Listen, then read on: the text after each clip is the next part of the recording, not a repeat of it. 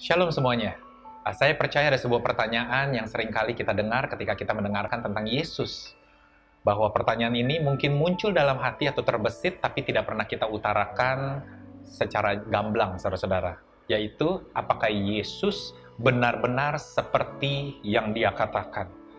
Banyak orang mendengar tentang mujizat, banyak orang tentang mendengar apa yang Yesus lakukan dan apa yang bisa Dia lakukan, tapi seringkali pertanyaan ini yang muncul. Apakah Dia benar-benar seperti yang dikatakan di dalam Alkitab? Apakah benar Dia adalah anak Tuhan? Apakah benar Dia adalah Tuhan itu sendiri dalam wujud manusia? Apakah mungkin Dia lahir dari seorang perawan bernama Maria? Dan apakah benar bahwa Dia mati untuk menebus dosa-dosa kita dan juga bahkan bangkit kembali 3 hari kemudian sebagai bukti bahwa Dia telah menggenapi tujuan hidupnya? Begitu banyak pertanyaan mengenai apakah Dia benar-benar pribadi yang Dia katakan, dan semua ini dijelaskan di dalam Alkitab dalam bentuk nubuatan. Nubuatan berbeda dengan ramalan, saudara-saudara. Nubuatan berbicara mengenai sumber yang datangnya dari Allah itu sendiri. Sedangkan ramalan itu biasanya berbicara di luar Allah. Nubuatan di dalam konteks Alkitab itu pun berbicara tentang hal-hal baik, saudara-saudara. Hal-hal yang mendatangkan damai sejahtera. Sedangkan ramalan terkadang dan bahkan seringkali membawa kita ke dalam sebuah ketakutan dan kekhawatiran. Tahukah saudara bahwa Alkitab mencatat lebih dari 300 nubuatan mengenai Mesias, dan semua nubuatan mengenai Mesias ini diwujudkan dan digenapi di dalam satu orang pribadi yang bernama Yesus Kristus, saudara-saudara. Wow, walaupun yang memberikan nubuatan itu sudah berselang ratusan bahkan sampai ribuan tahun, bahkan oleh berbagai macam orang dengan latar belakang yang berbeda, semuanya itu digenapi oleh satu pribadi, yaitu Yesus di dalam masa kehidupannya 33 tahun di bumi. Saya ingin memberikan 8 contoh nubuatan tersebut. Jika saudara pernah membaca Daniel pasal 8 ataupun 9, Anda akan menemukan bahwa sebuah nubuatan tentang kapan Yesus akan lahir, saudara-saudara. Lalu di Mika pasal 5, itu menubuatkan bahwa Mesias akan dilahirkan di kota Bethlehem. Kemudian Yesaya pasal 7 menubuatkan bahwa Mesias akan dilahirkan dari seorang wanita perawan dan diberi nama Immanuel. Zakaria pasal 11 mencatat sebuah nubuatan dari Nabi Zakaria bahwa Mesias akan dikhianati dengan uang berjumlah 30 koin perak. Mazmur 22 menubuatkan bahwa Mesias akan diolok-olok dan dipermalukan ketika Dia mau disalib. Bahkan di pasal yang sama, di ayat yang berbeda, mencatat bagaimana tangan dan kaki Mesias akan ditusuk, saudara-saudara. Yesaya pasal 53 menuliskan bagaimana sang juru selamat akan mati di tengah-tengah penjahat dan dikubur di tempat orang kaya. Bahkan Yesus di Yohanes pasal 3 menubuatkan bahwa juru selamat akan disalibkan. Saya percaya jika saudara sudah pernah mendengar cerita tentang Yesus, 8 nubuatan ini pasti saudara akan membayangkan inilah apa yang dialami oleh Yesus. Dan benar, 8 nubuatan ini digenapi oleh Yesus. Dan menariknya saudara-saudara, ada seorang profesor dari Amerika di tahun 1800-an.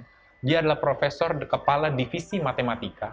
Dia mencoba menghitung probabilitas atau kemungkinan dari semua nubuatan ini terjadi. Tahukah saudara, jika 8 nubuatan ini digenapi, hanya 8 nubuatan ini digenapi, dia menemukan bahwa nilainya untuk probabilitas itu terjadi adalah 1 dikali 10 pangkat 17, saudara-saudara. Atau 1 di dalam 100 juta miliar. Saudara mungkin pernah mendengar tentang probabilitas. Seperti koin ada 2 sisi, yaitu gambar dan tulisan.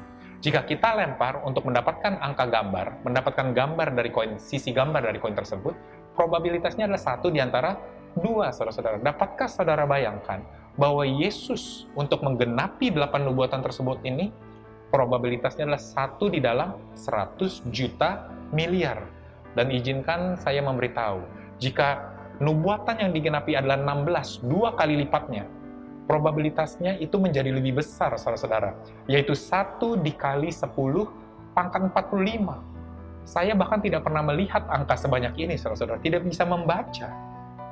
Ini seakan-akan jika saudara mempunyai 45 miliar tumpukan uang, lembar uang, dan saudara menandatangani 1 lembar uang tersebut, lalu saudara kembalikan ke dalam tumpukan uang tersebut, probabilitas untuk saudara mendapatkan pertama kalinya uang yang saudara telah tanda tangani tersebut adalah 1 kali 10 pangkat 45, saudara-saudara. Dan dapatkah saudara bayangkan, yang digenapi oleh Yesus bukan hanya 8, bukan hanya 16, tapi lebih dari 300, saudara-saudara. Ini sama saja dari satu di antara ketidakmungkinan. Tapi Yesus bukanlah sebuah kebetulan. Yesus menggenapi seluruh nubuatan mengenai Mesias, saudara-saudara. Maka itu Ibrani pasal 11 berkata demikian. Iman adalah dasar dari segala sesuatu yang kita harapkan, dan bukti dari segala sesuatu yang tidak kita lihat. Bahwa pengharapan kita ada dasarnya, bahwa Yesus adalah dasar yang kokoh, dan kita bisa berharap bahwa Dia benar seperti yang Dia katakan. Karena iman digenapi bukan hanya dasar, tapi ada buktinya bahwa Yesus telah membuktikan Dia telah menggenapi lebih dari 300 nubuatan tersebut. Terima kasih jika saudara sudah menonton video ini. Jika saudara ingin memberikan komentar ataupun pertanyaan, saudara dapat mengirimkan ke email di slide berikut ini. See you! Hai, saya Julian Chong dari The Cause Indonesia Church, dan ini adalah channel YouTube kami. Saya mau berterima kasih karena sudah bergabung dengan kami hari ini. Saya berharap apa yang kami bagikan menginspirasi Anda, membangun iman Anda, dan juga memberikan perspektif tentang bagaimana Tuhan bergerak di dalam kehidupan Anda. Saya percaya video hari ini sudah memberkati Anda. Maka itu jangan lupa untuk suka dan sebarkan video ini ke teman-teman ataupun keluarga Anda.